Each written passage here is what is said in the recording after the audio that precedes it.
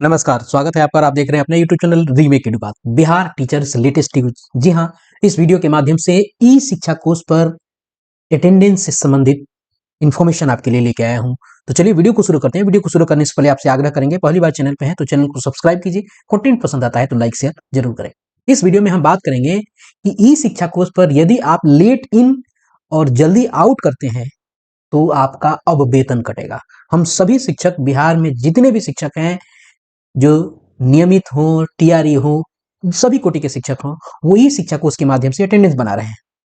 और आदत अब पड़ गई है कि 1 minute, 2 minute, 4 minute, 5 minute late, 10 minute, 10:30, 1 बजे ऐसे लोग करके स्कूल में अटेंडेंस इन कर रहे हैं, जल्दी आउट हो जा रहे हैं। तो अब सरकार ने सख्ती दिखाई है।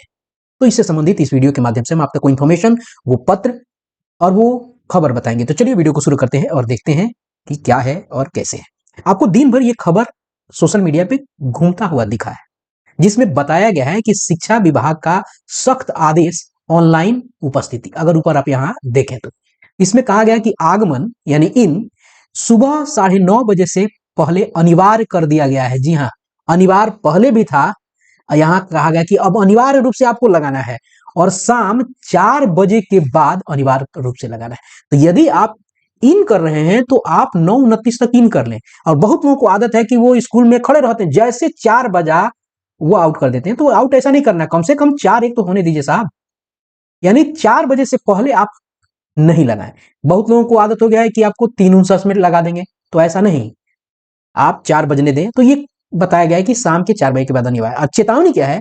नियम का पालन न करने पर सीधे वेतन कटौती यानी सैलरी से कटौती होगी और जिला शिक्षा पदाधिकारी को सख्त मॉनिटरिंग जारी। ये खबर आपको दिन भर सोशल मीडिया पर घूमता हुआ दिख गया है। तो आखिर ये किसी की मनगढ़ंत आपको बनाई हुई बैनर है या पोस्टर है, क्या है ये?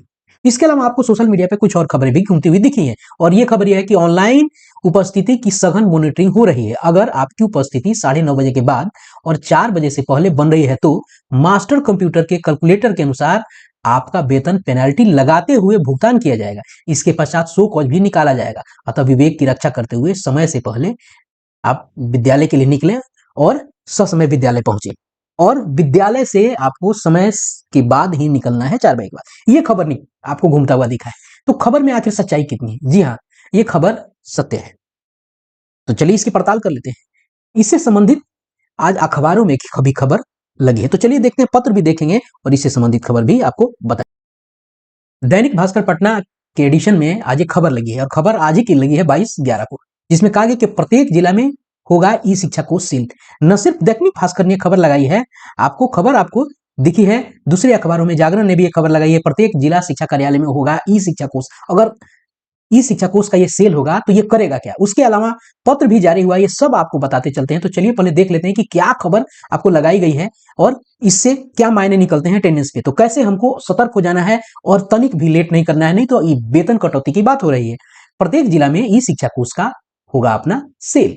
प्रत्येक जिला में आपको जिला शिक्षा पदाधिकारी कार्यालय में ई शिक्षा कोर्स सेल गठित किया जाएगा। इसको संचालित करने के लिए बिहार शिक्षा परियोजना परिषद स्तर पर एजेंसी के माध्यम से 112 तकनीशियन यानी टेक्नीशियन नियुक्त किए गए हैं। 112 ये तकनीशियन प्रत्येक जिले में भेजे जाएंगे।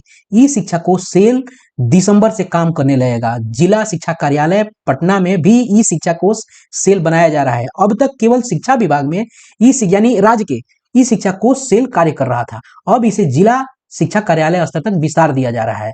जिला शिक्षा पदाधिकारी कार्यालय में बनाए जा रहे इस सेल से जिले के प्रत्येक स्कूलों पर नजर रखी जाएगी।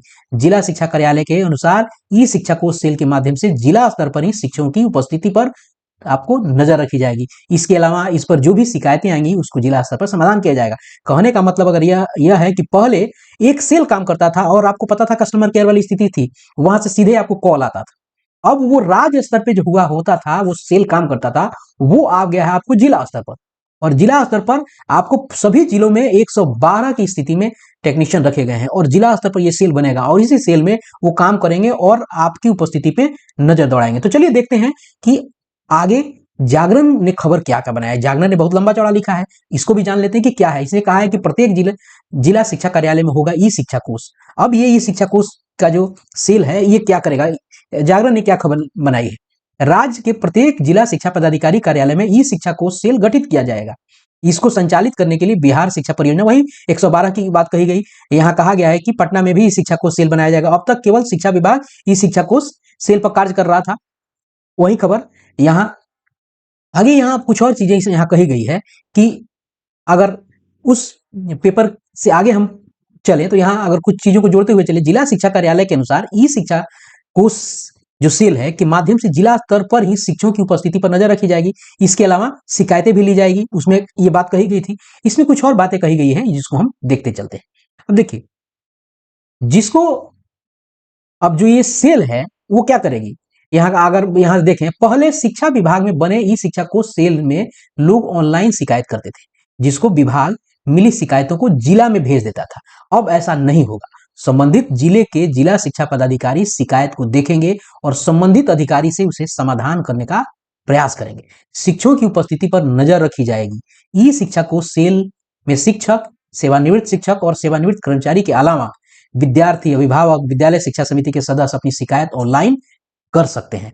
अगर वो चाहें तो ऑनलाइन, चूंकि ऑनलाइन आपको फोन नंबर भी इशू किया गया है, तो वो सब लोग शिकायत अगर दर्ज करेंगे तो ये शिकायत पहुंचेगी सीधी इस जिला के सेल में। अब राज्य से नहीं, जिला से ही ये सारी चीजें अब डील हुई। अगर किसी स्कूल में किसी संसाधन की कमी है तो स्कूल के प्रधान इस पर अपनी मांग रख सकते हैं। वेतन से संबंधित शिकायत अभी आप यहाँ कर सकते हैं। किसी छात्र या अभिभावक को मध्याह्न भोजन, बेंच डेस्क, पानी आदि को लेकर शिकायत हो तो वही शिक्षा कोष सेल पर ऑनलाइन शिकायत कर सकते हैं। ये सेल इतनी सारे कार्य कर आप पर निगरानी भी रखेगा, आपकी शिकायत भी सुनेगा और आपकी समस्याएं भी सुनकर उसका निवारण करेगा। अब देखते हैं ये जो खबर निकल के आई है आपकी अटेंडेंस को लेकर इतनी सख्ती, तो ये पत्र निकला है 20 को सीतामढ़ी के जिला कार्यक्रम पदाधिकारी ने लिखा है अपने प्रखंड शिक्षा पदाधिकारी को।